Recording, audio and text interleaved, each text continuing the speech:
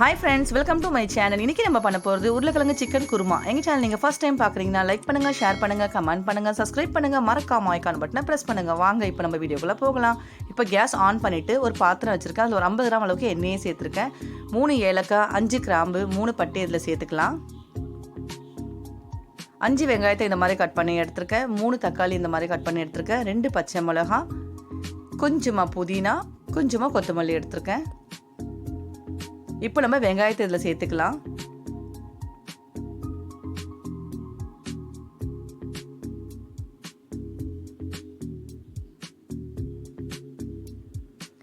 சேர்த்துட்டு வெங்காயம் நல்லா வதக்கி விட்டுக்கலாம்.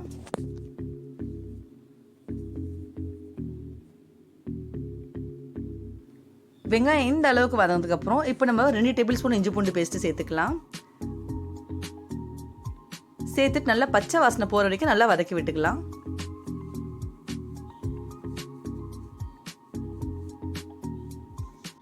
இப்போ இஞ்சி பூண்டு பச்சை வாசனை போயிடுச்சு. இப்போ நம்ம தக்காளியை சேர்த்துக்கலாம். கூட பச்சை மிளகாவும் சேர்த்துக்கலாம்.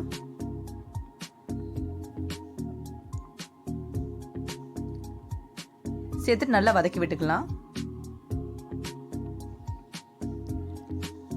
இப்போ தேவையான அளவு உப்பு சேர்த்துக்கலாம்.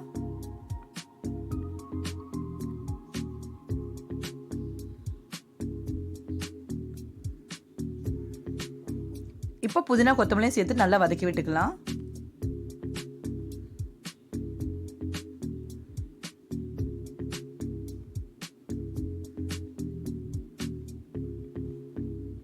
இப்போ க்ளீன் பண்ணி வச்சிருக்க சிக்கனை சேர்த்துக்கலாம்.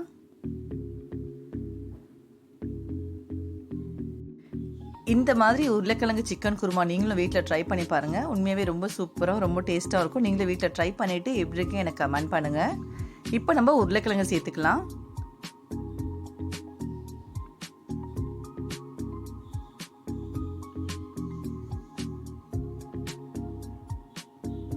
சேர்த்துட்டு நல்லா ஒரு 2 நிமிஷம் மிக்ஸ் பண்ணிக்கலாம்.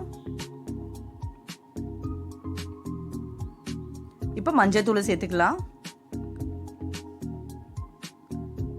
சேர்த்து நல்லா மிக்ஸ் பண்ணி விட்டுக்கலாம்.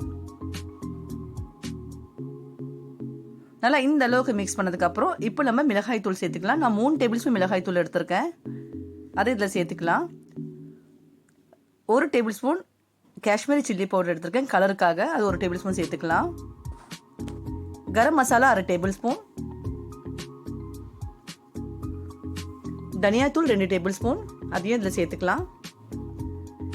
சேர்த்துட்டு நல்லா பச்சை வாசனை போகிற வரைக்கும் நல்லா வதக்கி விட்டுக்கலாம்.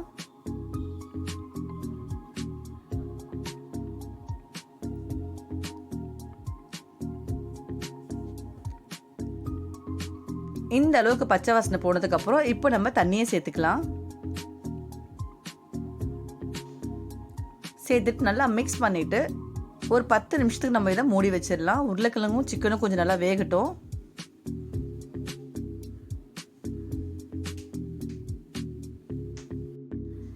இப்போ நம்ம ஒரு மிக்ஸி ஜாரில் 3 தேங்காய் பத்தை, 10 முந்திரி, கொஞ்சமாக கசகசை, கொஞ்சமாக சோம்பு சேர்த்து அரைச்சி எடுத்துக்கலாம்.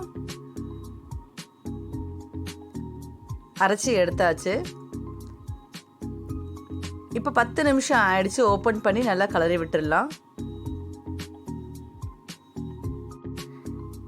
நல்லா மிக்ஸ் பண்ணிட்டு இப்போ நம்ம அரைச்சி வச்சிருக்க தேங்காய் விழுதை இதில் சேர்த்துக்கலாம்.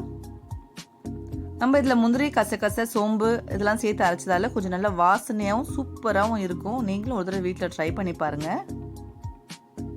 இப்போ நல்லா மிக்ஸ் பண்ணிவிட்டு மறுபடியும் ஒரு 10 நிமிஷத்துக்கு நம்ம இதை அப்படியே மூடி வச்சிடலாம்.